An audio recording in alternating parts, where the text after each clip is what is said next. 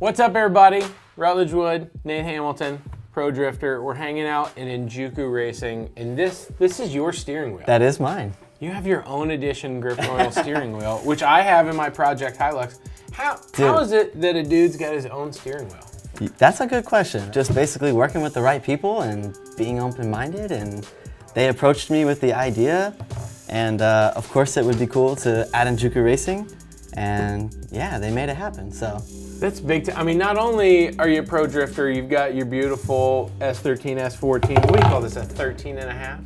13.4, sure. Sure. Yeah. On a skate deck, because you love to skate. But very true.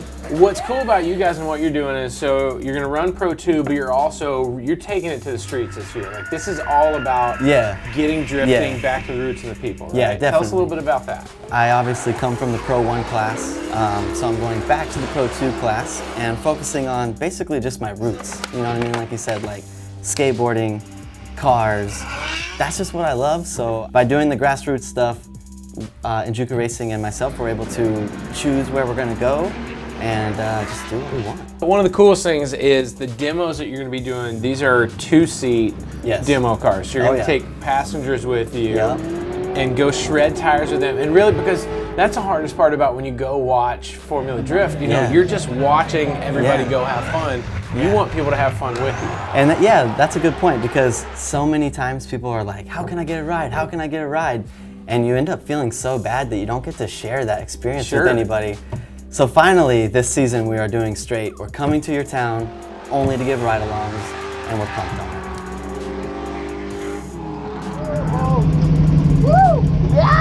So we're talking Import Alliance in Atlanta, the first one for sure. Yep. Street Driven. Street Driven will show up at a few of those. Grid Life Tour. Grid Life, oh. There it is. That thing is so much. I've always wanted to go. I've never been. Oh, you're kidding. I swear. Wanted to go.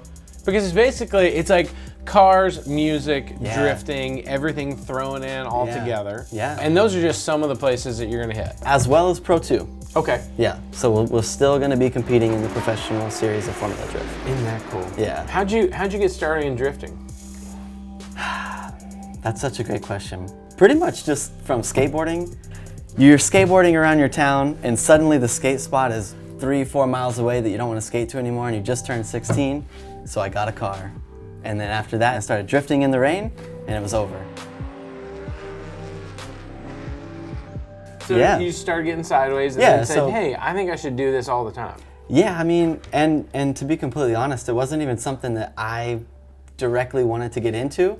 I ended up like the classic, like I had an SR20, blew up the motor, put an LS in it, put a roll cage in it, and then the fabricator actually told me I had to go compete. And so then I went to my first competition and completely failed. That's great. Yeah, I completely failed. But I knew at that point that there was more inside of me. And so then I worked hard to get back to the competition, and then it went really well. Isn't that cool? Yeah, it was really cool. So for you, it's all about what makes this fun. It's about shredding tires, getting out there with your friends. And it's one day at a time, you know what I mean? I didn't ever really set out to be talking to you at this certain day, but I definitely knew that I wanted to be involved in this industry and I wanted to skateboard as long as I could. And things been working out. What's cool is to see guys like you that just love stuff for the right reasons. I mean, we know Formula D, that's the pinnacle for the sport of drifting. What makes drifting fun is everything that it takes to get there. And sometimes I think it's easy for people, especially younger guys and gals that are getting into it, that they think, man, if I'm not competing at this highest level, then it's not worth doing. But if you look at it, if you look at that first time you get a 240 sideways and that feeling, you go like, oh, this is really fun. Like that's what Formula D does. It just magnifies it. It just cranks up the intensity, the horsepower, the proximity of the walls. It's all of those things, but it's also on a much more expensive scale than people would realize. And that's a great point. You know, like when I say I've come from a suburb in Dallas, Texas with no motorsports background, that means between me and my dad, we've literally learned how to build a car, went to a competition, put a motor in it, failed, and we just kept trying.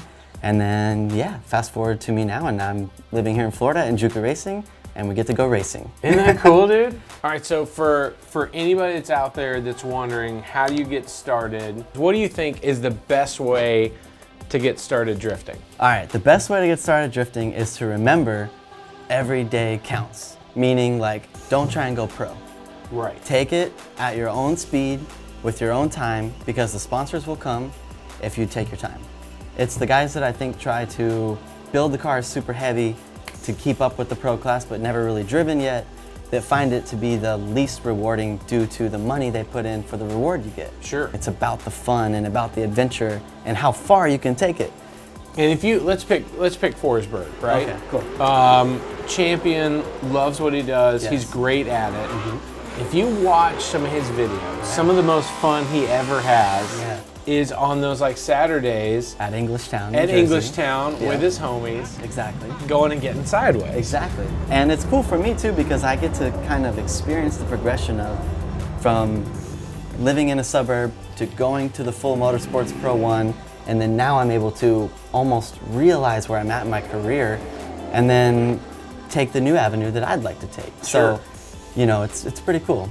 And I hope the world knows that, you know what I mean? Like, because obviously if you're Pro 1 and you go back to Pro 2, it can look bad or negative. Sure. But I just want the world this season to understand that I'm following my heart, and I know that this is the avenue that makes me the happiest for me. So it's pretty cool. And that's a great way to look at it. I mean, because it just like, it really, all motorsports work around one simple thing. The more money that you spend and the more talent that you have, the more you will progress. But if those things don't all line up together, then it doesn't go. We see that in NASCAR, we see it in IndyCar, F1. So when you look at it too, let's pick Tanner, right? My Top Gear co-host, Tanner Faust. There's a couple years there where Tanner was putting a hurt on everybody. He was in he had a TRD Toyota truck motor in a Scion TC that Papadakis Racing built. Once Tanner started whooping everybody, then they started changing rules, and they said, okay, we can't run this kind of rear end, or maybe need to change this part of the front geometry. They noticed that when certain things get too far out of whack, we got to change it. That goal is always moving. But if you think about it, what stands out to me that's great about a guy like Vaughn is he can go out in his fun haver, his F-150 that he built, and go thrash and take people around like you're going to do in the ride-alongs and show people why this sport is so fun and what it's all about. But he can still go do his job and do what he needs to on Formula D. When you see the pros still go and enjoy the hobby that mimics the job and what feeds it, maybe that's the sign for kids to say, okay, like, maybe I don't need to go pro at 19. Exactly. Now I know that being in the Pro 1 class doesn't just bring you...